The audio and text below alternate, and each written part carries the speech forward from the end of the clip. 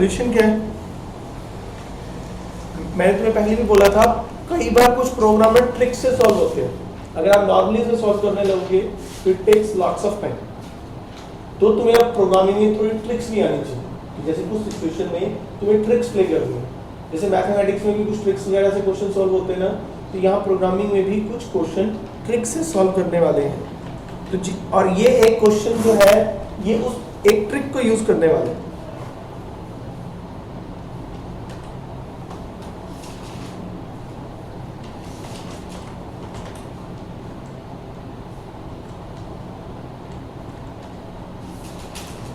जैसे मैं यहाँ आता हूँ, सबसे पहले मैं दो ही नंबर लेता हूँ, एक इंट नम ले लिया, एक लार्ज ले लिया।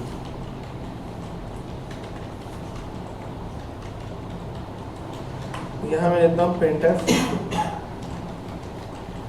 एंटर एनी नंबर,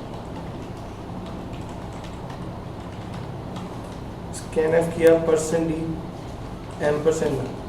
अब मेरा जो ये लार्ज नाम का वेरिएबल है ये अज्यूम करता है कि आपने जो नंबर डाला वो सबसे लार्जेस्ट नंबर इसके अंदर आएगा। तो मैंने अज्यूम कर लिया लार्ज के अंदर नम, यानी मैंने असाइन कर दी नम की वैल्यू को लार्ज को। उसके बाद अगेन मैंने एक नया नंबर इनपुट कराया। अब मुझे ये कंफर्म करना है कि जो नया नंबर आया है मेरे पुराने वाले जिसको मैंने लार्ज अज्यूम किया है उससे छोटा है या बड़ा है।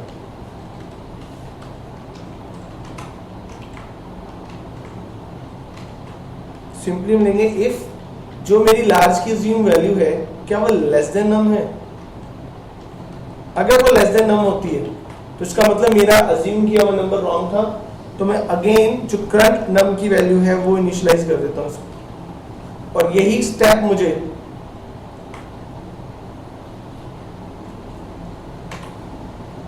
जैसे ये हो गया 3 नंबर हो गए, देन 4 5 6 7 8 9 चलो ठीक।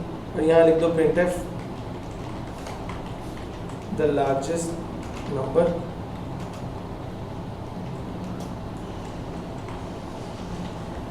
लार्जेस्ट लिखा।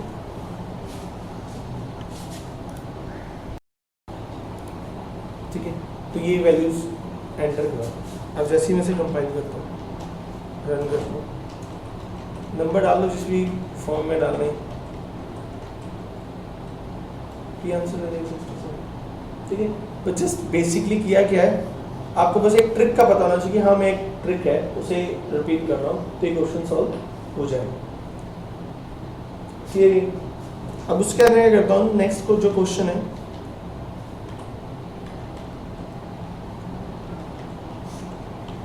उस क्वेश्चन में क्या है कि मुझे कैरेक्टर इनपुट करना है, वॉवल चेक करना है।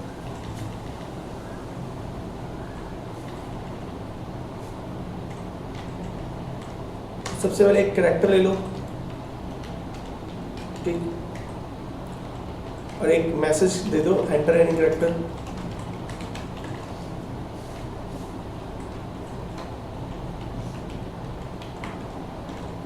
%c चेक किया if ch is equal to a है तो मैसेज आ जाए printf it's vowel, else if फिर ch को कंपेयर करो e के साथ।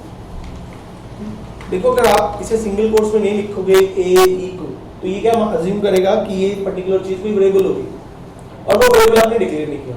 जैसे जब आपने फर्स्ट टाइम चलाया होगा तो आपने direct ch is equal to a लिखने की कोशिश की होगी, तो उसने ये बोला होगा कि इसे डिक्लेयर करो और आप लोगों ने ऊपर डिक्लेयर कर दिया होगा तो सेटिस्फाई तो हो गया, तो लेकिन आपको आंसर नहीं दे पाएगा क्योंकि जब आप ch का a के साथ कंपैरिजन करोगे एक नॉर्मल वेरिएबल के साथ, आपने उसे इनपुट तो किया नहीं है तो वो गार्बेज वैल्यू उठा के उसका कंपैरिजन कर देते हैं, तो वो फिर थोड़ा नुकसान वाला था काम।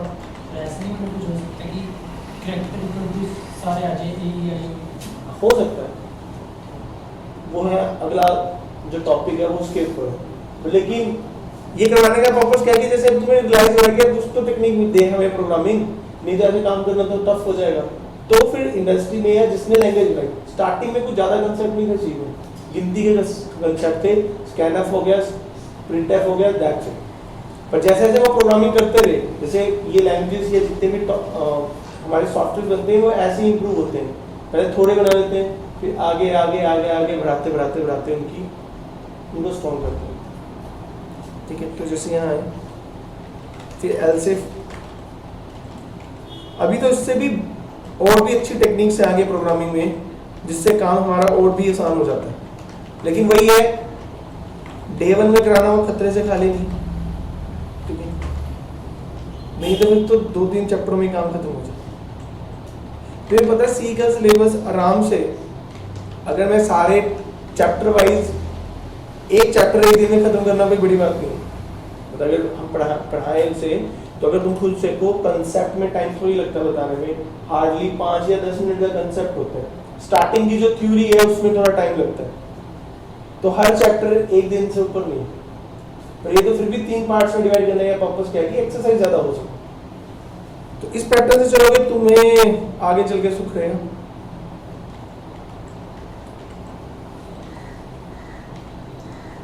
ठीक, तो मैं क्या करता हूँ, इसे कॉपी कर लेता हूँ, कंट्रोल इंसर्ट इसकी शॉर्टकट है, शिफ्ट इंसर्ट इसका पेस्ट करने का। सर फुल लाइन कैसे रिमूव करते हो?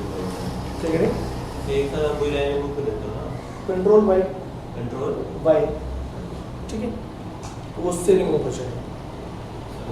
एल्सिफ के बाद डालेंगे टर्मिनेटिंग वाला साइन, क्या करें? टर्मिनेटिंग वाला साइन जो प्रिंटफ के बाद आता है लास्ट में, एल्सिफ में डालेंगे तो क्या होगा?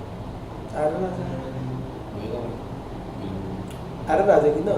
देखो एरर क्यों आएगी, वो इसलिए आएगी क्योंकि सेमीकोलन का मतलब क्या होता है? टर्मिनेशन मींस अगर आपने यहाँ सेमीकोलन लगाया तो उसका मतलब तो पहले क्या लेगा कि भाई एल्स यहीं खत्म हो गया, ये एल्स बिना इसके रह जाएगा, तो मिसप्लेस्ड एल्स कुछ इस तरीके का एरर आ जाएगा। देखो ना उसकी टर्मिनोलॉजी समझो, सेमीकोलन का मतलब वैसे कोई वो थोड़ी है कि इनके पीछे सेमीकोलन नहीं लगता एल्सिफ वगैरह में, वो तो इनका ब्लॉक बनाना पड़ता है हमें, तो हम सेमीकोलन नहीं लगाते। पर अगर आप सेमीकोलन लगा दो तो उसका मतलब क्या माना जाएगा कि वो ब्लॉक नहीं खत्म। फिर ये वाला जो पार्ट है is not a part of this else if, वो एक नॉर्मली अवेलेबल वाला पार्ट हो जाएगा। ठीक है, तो जैसे मैंने यहाँ ओ ले लिया, यहाँ कैपिटल है,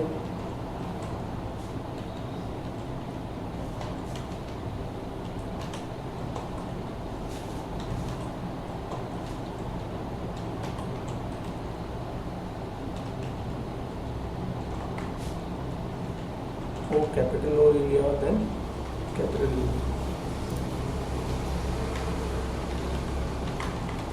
so यहाँ लिख दिया printf, it's not a O, ये हमने चलाया, it's बगल हो गया। ठीक है, तो इस तरीके से हो जाएगा। अब एक बात आती है, ईयर वाला क्वेश्चन दिया था, उसका क्या लॉजिक है? मैंने ये कहा था कि ईयर डालो और वो लीप है कि नहीं है वो चेक करना था, यानी कोई नंबर जो 4 से डिवाइड हो जाए वो क्या है? ओके, चलो उसी क्वेश्चन को मैं दोबारा कर रहा हूँ क्योंकि इसका लॉजिक थोड़ा सा ना अलग है। वैसे लीप ईयर बनता क्यों है?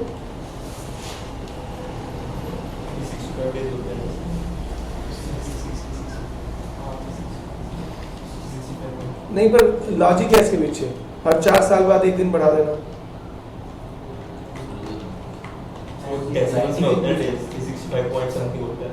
और ये 365 ही क्यों होते हैं?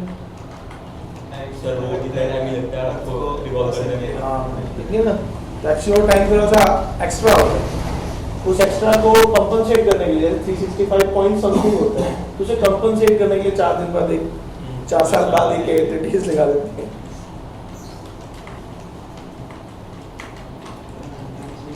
पर लेकिन वो लॉजिक में थोड़ा सा लग गया। अगर मैं इस लॉजिक को चलाऊं तो 1900 लीप ईयर है या नहीं होगा, क्योंकि 4 से डिवाइड हो जाता है, पर अगर हम कैलेंडर को चेकआउट करें तो 1900 के फेब में 29 डेज होने चाहिए, पर 28 डेज। ठीक है, तो लॉजिक में थोड़ा सा ना ट्विस्ट है, और वो ट्विस्ट क्या है कि जो हमारे ये सेंचुरी ईयर्स होते हैं इसमें लीप ईयर 4 इयर्स बाद नहीं आता, 400 इयर्स बाद।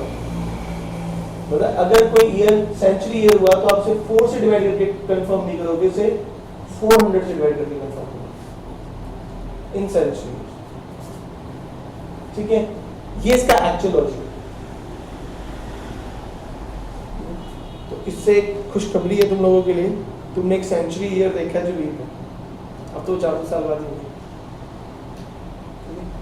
ये भी तुम्हें खुशी होनी चाहिए, कईयों को तो नसीब ही नहीं होगा।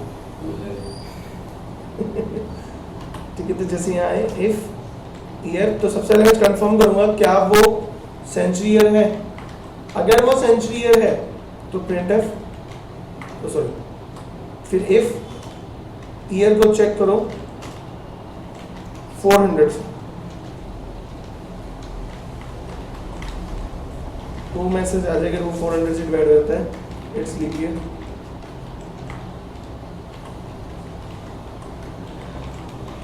else printf is normal।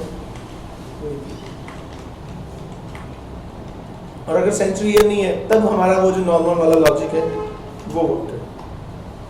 चलाया, it's not a leap year. इतना क्लियर होता है। ठीक है, अब उसके बाद हमारे पास जैसे जो ऑपरेटर की सीरीज है उसमें कुछ ऑपरेटर्स हो रहा था, और उन ऑपरेटर्स का नाम है लॉजिकल ऑपरेटर।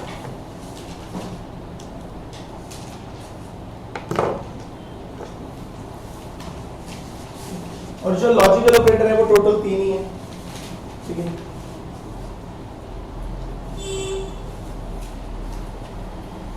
एंड और नॉट।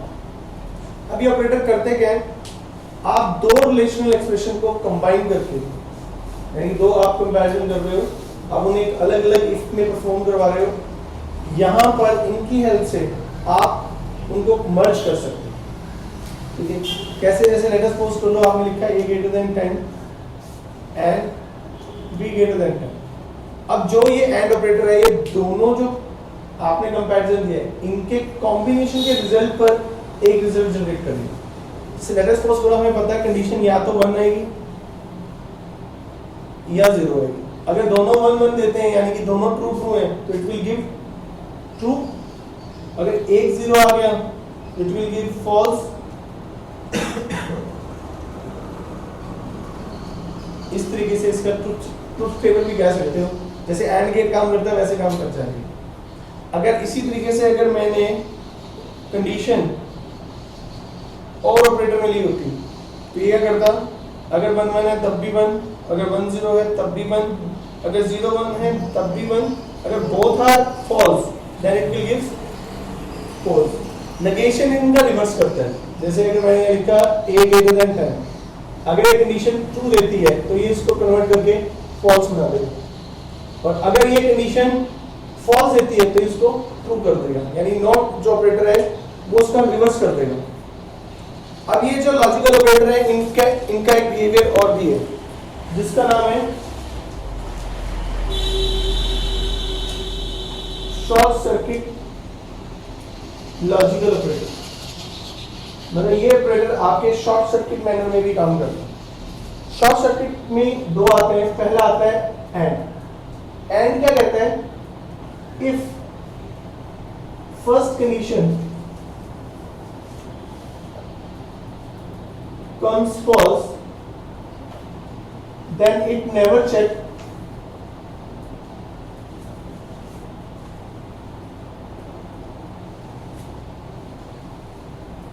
second condition। यानी अगर पहली कंडीशन फॉल्स आ जाती है तो ये कभी दूसरी कंडीशन को चेक नहीं करेगा and gives false as a result।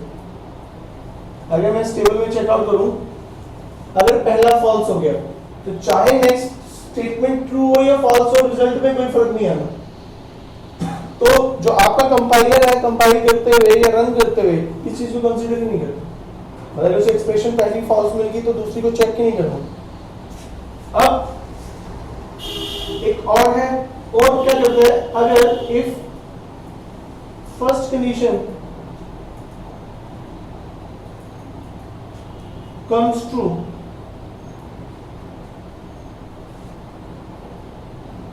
then it never check second one and gives true as a result, और रिजल्ट में ट्रू दे देगा। ठीक है, इतना क्लियर होता है। यानी कि कहते हैं फर्स्ट कंडीशन फॉल्स होगी तो इनका शॉर्ट सर्किट बिहेवियर, इस शॉर्ट सर्किट बिहेवियर से आप बहुत सारे एडवांटेज ले सकते हैं। कैसे? जैसे क्वेश्चन किया था, इसमें मुझे इस तरीके से लाइन लिखनी पड़ी थी, मुझे इतना कम से कम 3 इफ यूज करने पड़ते थे, मतलब इतना बड़ा बनाया था मुझे। आप अगर शॉर्ट सर्किट बिहेवियर यूज करें, here modulus 100 not equal to 0 and here modulus 4 is equal to 0,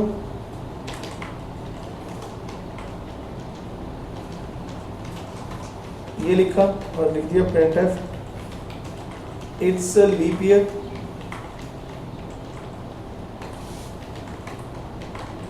hence printf it's not a leap year। इसका मतलब अब होगा कैसे, ये एक पेयर का रिजल्ट इस और ऑपरेटर के साथ वर्क करेगा। अगर 100 से डिवाइड नहीं हुआ तो यानी अगर ये कंडीशन ट्रू होगी, यानी 100 से डिवाइड नहीं हुआ यानी सिंपल ईयर है, तो वो 4 से डिवाइड करेगा। अदरवाइज अगर ये फॉल्स आ गया तो कभी यहां डिवाइड ही नहीं करेगा, तो सीधा इस वाले ऑपरेटर पे आ जाएगा। ठीक है, तो यहाँ पे हमें ये शॉर्ट सर्किट बिहेवियर बहुत एडवांटेज देता है और हमारी एक्सप्रेशन जो इतनी बिगर बन रही थी उसे स्मॉलर करते हैं। अगर मैं कंपाइल करता हूँ, ये डाला जैसे 1900, दोनों का सेम आंसर आ जाए, तो इस तरीके से ये क्वेश्चन वर्क करता है, या ये लॉजिकल ऑपरेटर आपके बड़े एक्सप्रेशन को स्मॉल में कर सकता है। क्लियर? 400 से डिवाइड करें। हाँ। सेकंड में देखो ना, अगर ये कंडीशन फॉल्स होती है, फॉल्स होने के 2 रीजन, पहला 100 से डिवाइड हो गया, आपने नॉट इक्वल टू 0 दिया हुआ है, 100 से डिवाइड हो गया, that means 0 not equal to 0 की सिचुएशन बनेगी व्हिच इज ट्रू। ठीक है, क्योंकि 0 ये हो जाएगी फॉल्स हो जाएगी, क्योंकि इसने डिवाइड कर दिया तो 0 आएगा, डिवाइड करने में 0 आएगा, 0 नॉट इक्वल टू 0 क्या है, फॉल्स है। तो ये इस पार्ट पे तो जाएगा नहीं, तो फिर ये इस पार्ट पे जाएगा और पूरी एक्सप्रेशन फॉल्स देगी, तो ये पार्ट पे जाएगा और ये क्या कर देगा, 400 से चेक करेगा। अगर मान लो ये कंडीशन ट्रू हो जाती है और ये कंडीशन फॉल्स हो जाती है, यानी कि एक सिंपल नंबर आ गया 1993, 100 से डिवाइड नहीं होता ट्रू, 4 से भी डिवाइड नहीं होता, तो क्या हो गया, फॉल्स। फिर ये यहाँ पहुंचेगा और हमें पता है जो नंबर 4 से डिवाइड नहीं हो सकता वो कभी भी 400 से डिवाइड होता है, तो ये भी फॉल्स होता है। तो इस तरीके से दोनों एक्सप्रेशन काम करते हैं। उसके बाद हमारे पास नेक्स्ट आता है, जैसे इसी का एक पार्ट है, कई बार आपको ना ऐसे क्वेश्चन पूछे जाते हैं,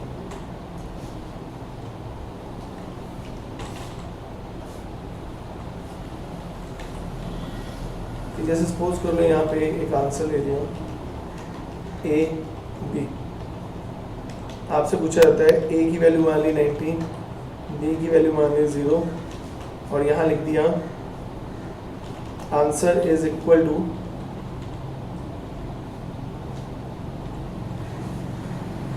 ए एंड बी मॉडुलस 2, तो इसका आंसर क्या आएगा?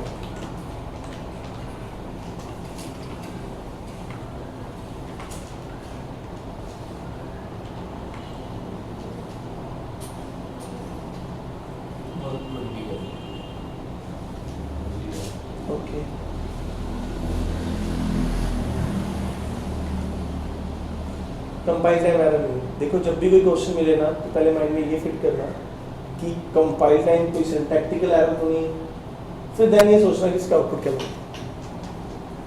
देखो बड़ा सिंपल सा है, ए की वैल्यू क्या है 19। 19 कैसा नंबर? नॉन जीरो, और नॉन जीरो नंबर क्या कंसीडर किया जाएगा? ट्रू। तो यानी एंड की पहली कंडीशन क्या है? ट्रू। तो ये सेकंड कंडीशन में जाएगा b मॉडुलस 2। b की वैल्यू क्या है 12। 12 मॉडुलस 2 कितना हुआ? 0, यानी फॉल्स। तो पूरा एक्सप्रेशन एक तरफ ट्रू एक तरफ फॉल्स एंड में, तो क्या देगा? फॉल्स। और फॉल्स किससे डिनोट होता है? 0। तो आंसर इज 0। तो अगर तुम अपनी बुक देखोगे तो बुक में ऐसे छोटे छोटे उसमें कई क्वेश्चन दिए जिसमें वो इस तरीके से लॉजिकली टेस्ट करता है। अभी जो मैंने क्वेश्चन करैक्टर वाला किया था, अगर मैं वो इससे करूं बताइए लॉजिकल ऑपरेटर से, तो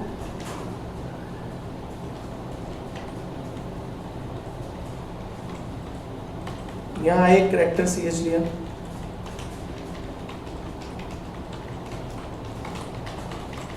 एंटर एनी करैक्टर,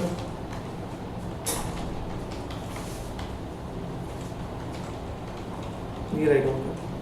अब मैं चाहता हूं कि बार बार मुझे मैसेज में लिखना पड़े, तो मैं लिखा CH is equal to A, फिर O CH is equal to E से कंपेयर कर लिया, CH is equal to I, CH is equal to O, CH is equal to U, फिर then CH is equal to capital A,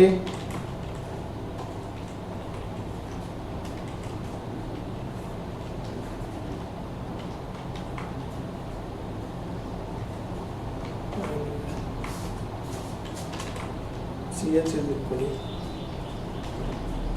आप ये जितने मर्जी यहाँ पे आगे जितनी मर्जी लाइन को नेक्स्ट लाइन कर लो, उसे कोई प्रॉब्लम नहीं होती। तो printf vowel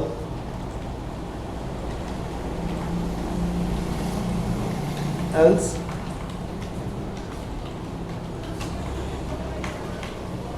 not a vowel. ये ना कौन सा? हाँ। अरे यार वो इस पे भी कटा हुआ सही है।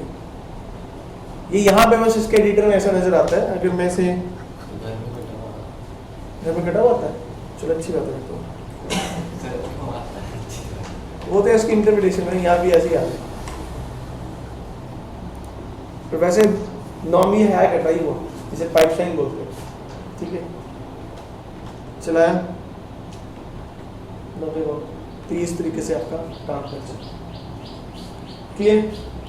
इसी तरीके से लॉजिकल ऑपरेटर के बाद एक ऑपरेटर और आता है जिसका नाम है टर्नरी ऑपरेटर। ठीक है, और टर्नरी जैसे भी हमने जितने ऑपरेटर किए हैं वो बाइनरी थे। बाइनरी इसलिए कहा जाता था क्योंकि उनके ऑपरेंड 2 थे, तो इसलिए 2 से बाइनरी बनाया हुआ। तो एक ऑपरेटर ऐसा है हमारा यहाँ पर जो एक साथ 3 ऑपरेंड्स लेता है, और इसको टर्नरी ऑपरेटर कहा जाता है। इस ऑपरेटर का एक नाम और भी है, कंडीशनल ऑपरेटर, और ये रिप्रेजेंट किया जाता है क्वेश्चन मार्क कॉलम से। अब बात ये आती है कि इसकी यूटिलिटी क्या है। यूटिलिटी बड़ी सिंपल है, simply replace simple if else. अगर कोई सिंपल इफ एल्स आता है उसे रिप्लेस करने के लिए इसे यूज किया जा सकता है। कैसे?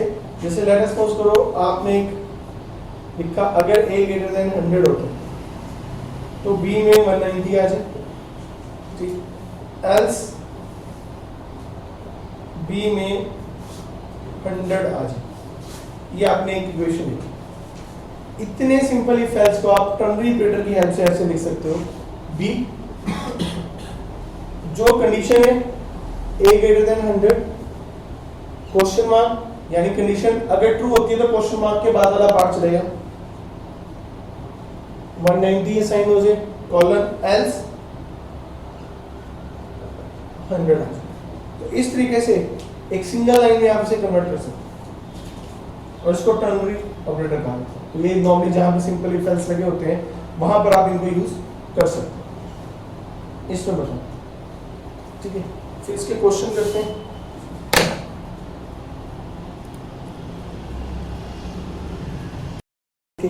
एक दो एग्जांपल करते हैं, ठीक है। उसके बाद कुछ ना ट्रिकी क्वेश्चंस होते हैं, जैसे कि किसी के पीछे सेमीकोलन लगा या नहीं लगा तो उससे क्या होगा, कितना इम्पैक्ट पड़ेगा, वो चेकआउट करें। इसके लिए भी एक डाउट थे मुझसे फर्स्ट एक्सरसाइज से किसके? फर्स्ट एक्सरसाइज डाउन वाला वो नहीं एक्स और वाई बताया लास्ट की तीन है ना थ्री सर्कल वाला यार इसमें थोड़ा तुम्हें फार्मूला देखना पड़ेगा। मैं अगेन बता रहा हूँ, क्योंकि तुम्हें फार्मूला मिल जाता है, बस फार्मूले का काम है सर। सर्कल वाले में तो कैसे करेंगे? अरे नहीं, फार्मूला है इन सब, ये जितने क्वेश्चन हैं इनका सबके मैथमेटिकल फार्मूला होता है। गलती है सर। अरे वो इंटर बनाने क्या होता तो एक होता है इसमें कि इक्वेशन सर्कल की इक्वेशन निकालने का फिर उसको पॉइंट पुट करके अगर लेस देन वो बनेगा इक्वेशन में पुट कैसे करें सबसे कुछ होगा अगर ऐसा कुछ हो सके नहीं नहीं, तो मुझे फार्मूला बता दो, बाकी नहीं बता। इक्वेशन ऑफ सर्कल हम निकाल लेंगे उसके बाद जो पॉइंट एंटर रहेंगे ना वो इक्वेशन उसी इक्वेशन में पुट करके लेस देन 0 आए तो सर पॉइंट वो बाहर है इनसाइड है, सॉरी, और 0 आए तो ऑन द सर्कल है और गेट है तो आउटसाइड। ये हो सकता है या फिर हाँ, कुछ फार्मूला ही होगा इसका। ये फॉर्मूला होगा, इसमें हो सकता है ज़्यादा प्रोग्राम बना सकते सर हैं। इक्वेशन सब कुछ कैसे बन जाएगा। तुम बस मुझे ना, जैसे तुम्हारा का काम किया, अगर कुछ नहीं होता फार्मूला तो ला सकते हो, बस फार्मूला दिखा दो। सर इसमें ऐसे जो पॉइंट है उसमें सेंटर का डिस्टेंस फार्मूला लगा लो, वो तो डायरेक्ट फार्मूला यार है। मेरा ना मैथ ऐसे ही लिखते हैं, इधर अगर तुम मुझे ऐसे बताओगे तो ऐसे ही है सर सर। से कुछ अरे तुम मुझसे मैथमेटिकल फार्मूला डिस्कस करोगे, मैं कुछ नहीं बता पाऊंगा। तो मुझे कहता कि सर ये फार्मूला है, मतलब रिटन फॉर्म में, फिर मैं तुम्हें दिखा दूंगा कि हाँ भाई ये ऐसे से हो सकता है। ऐसे तो कैसे Distance सर्कल से मैं- सर्कल के सेंटर से अगर किसी भी पॉइंट का डिस्टेंस रेडियस से बड़ा है बड़ा है बाहर ही हाँ, होगा। ये भी हो सकता है। ये वाला ये जो ऐसे चेक करते थे पॉइंट को पुट करके वही तो बता रहा हूँ। और वो फिर रेडियस से बड़ा होता है डिस्टेंस वगैरह से डिस्टेंस निकालते हैं और देख रेडियस से सर इक्वेशन लिखेंगे ऐसे जैसे कोई भी इक्वेशन तो हमें इक्वेशन नॉर्मल मैथमेटिकल फॉर्म में लिखी हुई है। सर ये ऐसे x minus a और उसका प्लस y minus b और हाँ, तो अगर ऐसी है तो हो जाएगा, सर्वोडा नहीं इसमें पॉइंट को पुट कराना है उसके बाद। कोई बड़ी चीज नहीं है। वेरिएबल का नाम लिख दो ना, जैसे x1 ले लिया, x2 ले लिया, जो x1 था वो जहाँ जहाँ तुम्हें इसकी वैल्यू चाहिए वो वेरिएबल वहाँ पुट कर देना है। और जब बस ये वाली स्क्वायर रूट ऐसे नहीं बनेगा, अगर स्क्वायर रूट आ रहा है तो हमारा ये s की rt वाला फंक्शन यूज हो जाएगा। फिर ऐसे करेंगे सर जैसे इसका यहाँ एंटर ये करना हाँ, लगता तो कुछ ऐसे ही है। है। ये रेडियस वाला है। सर ये रेडियस हाँ, लग रहा ऐसे है। बस गलती कर रहा हूँ क्या ये करें LDR का तो यूज तो किया नहीं तुमने, एनडीआर की वैल्यू फिक्स कर देंगे ना पर तूने यूज कहाँ किया है? ठीक है सर ये 4 लिखा है हाँ, तो ये n की वैल्यू है L यहाँ क्या डिनोट करता है? n सर कोई भी मतलब पॉइंट है, कोई सेंटर है, सॉरी सर सेंटर के सर्कल का सेंटर है। क्वेश्चन है ना, क्वेश्चन सर ये है अब ये जो गिवन की बात कर रहा है ना, ये भी इनपुट कराना है, x और y, और इवन रेडियस भी इनपुट करवाना है, ठीक है और फिर पॉइंट भी इनपुट करवाना है, फिर वो चेकआउट करना है कि ये इसके अंदर लाई करते हैं कि नहीं करते। सर ऐसे तो नहीं कुछ कर सकते कि x y इकट्ठे इनपुट करा दें या अलग अलग नहीं, अलग अलग ही होंगे ना, एंटर द इकट्ठे। x coordinate enter the y coordinate ऐसे थोड़ा, अब देखो ना, ऐसे लिखोगे तो थोड़ा दिखने में अच्छा लगेगा और कुछ नहीं। क्योंकि एट द एंड जब हम प्रोजेक्ट्स वगैरह बनाते हैं ना इसके अंदर, तो हमें ये चीज़ मैटर करती है बहुत ज़्यादा, कि दिखता कैसे, किस तरीके से काम करता है वो चीज़। सी के लिए सर्टिफिकेट है। ठीक है ना? एसक्यू में सर्टिफिकेट रहेगा अच्छा रहेगा। मुझे ये कोई बहुत नहीं परेशानी वाली बात, रजिस्ट्रेशन है हमारा, तो कोई उसमें इतना इशू नहीं। और कुछ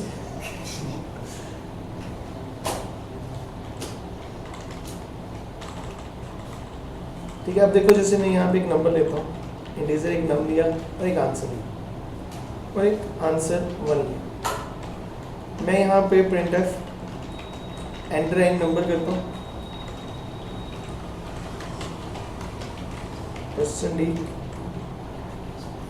एम्परसेंड नम, ये मैं चेक करता हूँ अगर नम ग्रेटर देन 100 है तो जो हमारा आंसर है उसके अंदर 190 आ जाए, एल्स आंसर के अंदर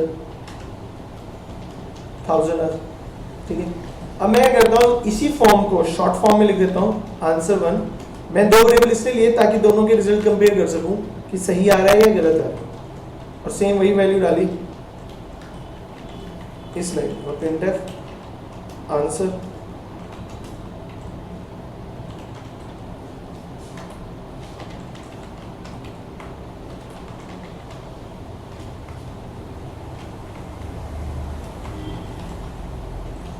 आंसर मैंने इसमें कर लिया।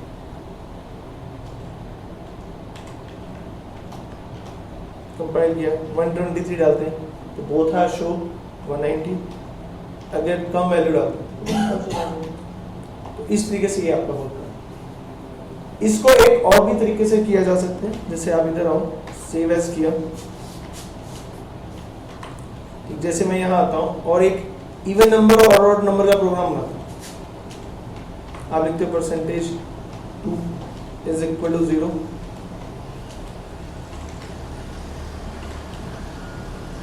यहाँ लिखा प्रिंटफ इवन नंबर, अदरवाइज लिखा है प्रिंटफ ओड नंबर। जो ये मैंने लिखा है इसको भी आप रिप्लेस कर सकते हो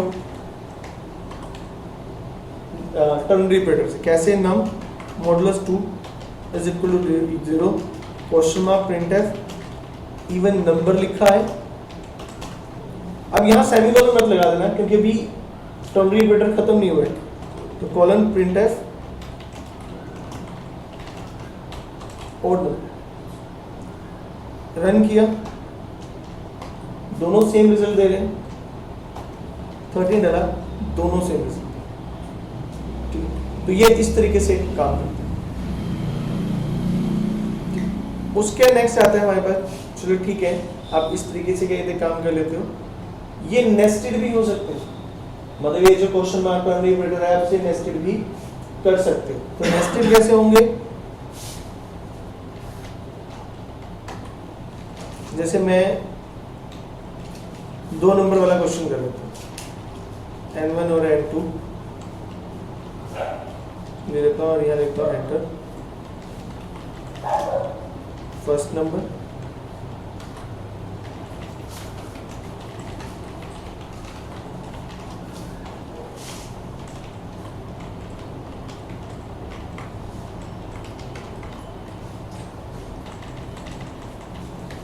यहाँ लिखा।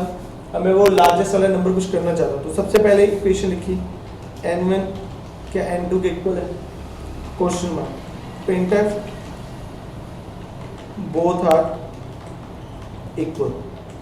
अब दूसरी कंडीशन चेक करनी है तो लिखा कॉलन और यहाँ पर N1 क्या ग्रेटर देन N2 है, question mark printf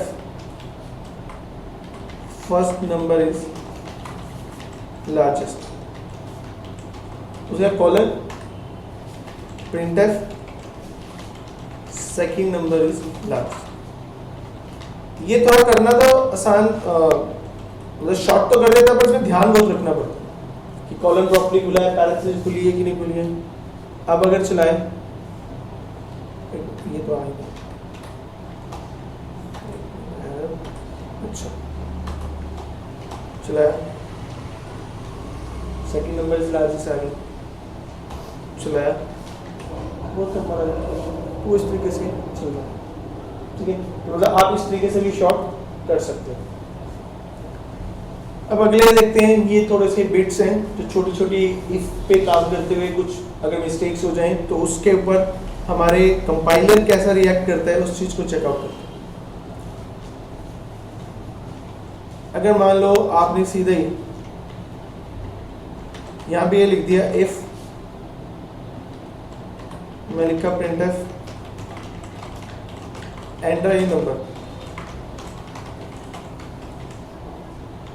percent D, ये लिख दिया और मैंने यहाँ लिख दिया N1, तो इस प्रोग्राम की वैल्यू क्या आएगी?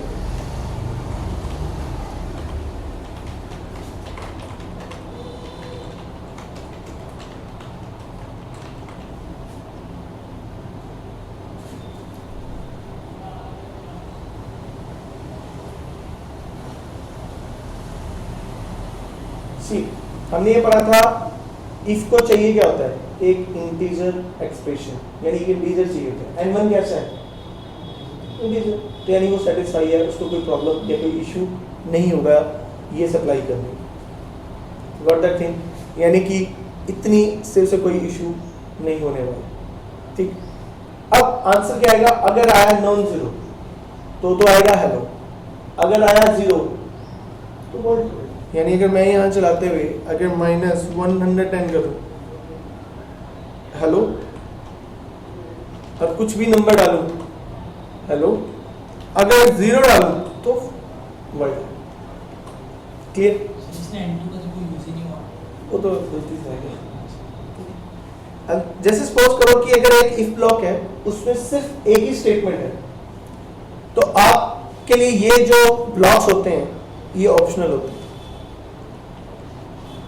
अगर आप नहीं भी लगाओगे तो काम चल जाएगा, ठीक है।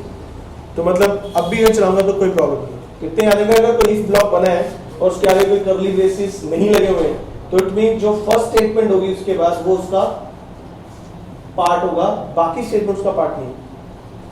तो ये भी आपको सेम रिजल्ट शो करेगा। अब यहां आते हैं, एक और फॉर्म देखते हैं इसकी। मैं यहां आता हूं और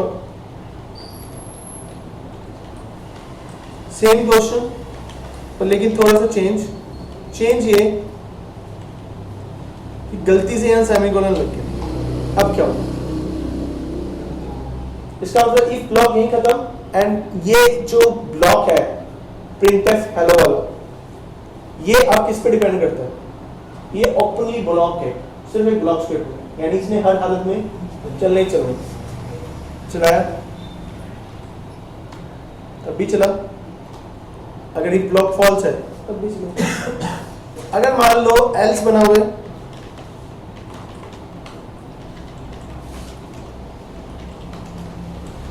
और एल्स के पीछे सेमीकोलन लग जाए, अब क्या होगा, इसका मतलब जो एल्स है वो यहीं खत्म हो गया, तो ये जो उसके नीचे वाला ब्लॉक है ये एल्स का ब्लॉक नहीं है, ये एक नॉर्मल ब्लॉक है और इसने चलना ही चलना है, चलाया। अगर जीरो डालता हूं तब भी चला, अगर पॉजिटिव वैल्यू डालता हूं तब भी चला, यानी इफ भी चला और ये भी वर्क किया। इसमें बताओ, अब मैं अगर मान लो यहां से सेमीकोलन अब यहां लग जाए, अब क्या आउटपुट आएगी,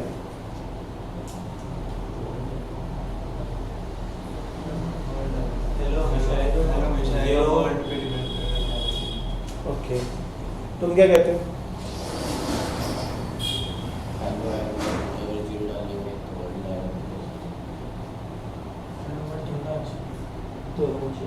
अब एक चीज याद रखो, सेमीकोलन इफ ब्लॉक को यहीं खत्म कर दे, इफ ब्लॉक का मतलब ये यहीं खत्म है और इस एल्स के पास कोई इफ नहीं।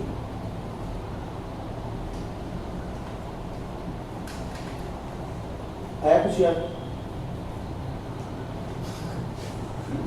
ये कि देखो सेमीकोलन मतलब इफ ब्लॉक यहीं खत्म और एल्स हमेशा इफ के नीचे लगता है, जैसे यहाँ पे जब बन रहा था तो उसके नीचे लगा हुआ है, इफ यहीं खत्म हो गया उसका एक नया ब्लॉक स्टार्ट हो गया, उस ब्लॉक के नीचे एल्स लगा हुआ है और एल्स को एक इफ नहीं मिलेगा, और हमने बोला था इफ विदाउट एल्स रह सकता है और एल्स विदाउट इफ नहीं होगा, तो यानी होगा क्या, और एरर क्या है, रीजन से मैं क्यों मिसप्लेस एल्स हुआ, ठीक है। तो ये याद है। अगर मान लो एक क्वेश्चन और करते हैं, मैं यहां आता हूं, लिखता हूं n1 modulus 2 is equal to 0, तो इस प्रोग्राम का आंसर क्या आएगा, अगर इवन है तो हेलो, अदरवाइज वर्ल्ड आ जाएगा।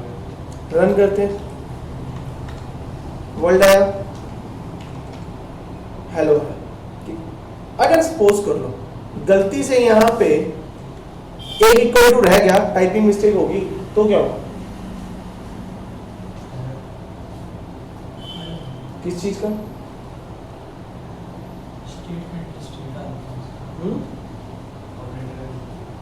स्टेटमेंट मिसिंग का, ओके।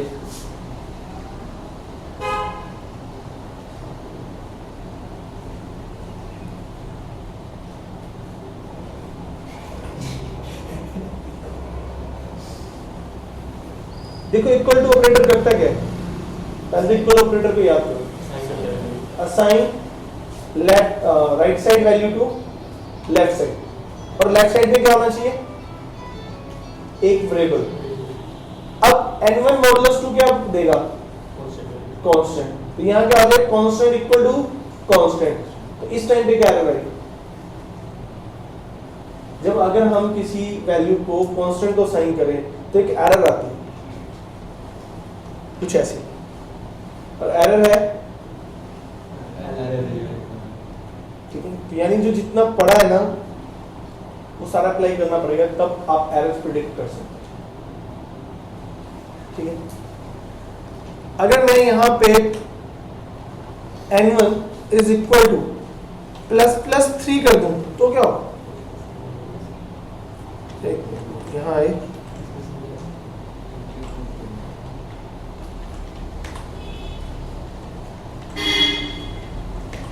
मैं कहता n1 is equal two plus 3 और printf n1 is equal to n1, इसकी वैल्यू क्या आएगी?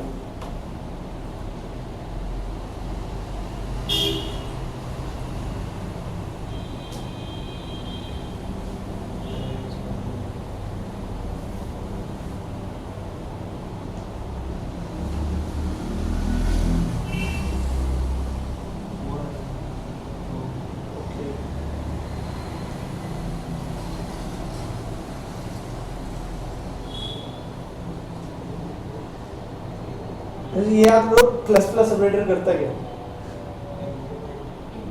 उसका मतलब होता है प्लस आई लिखता हूं तो उसका मतलब होता है I is equal to I plus 1। Plus 3 लिखा है तो उसका मतलब होगा 3 is equal to 3 plus 1। 3 plus 1 हो गया 4। 4 is assigned to 3। Again L value required.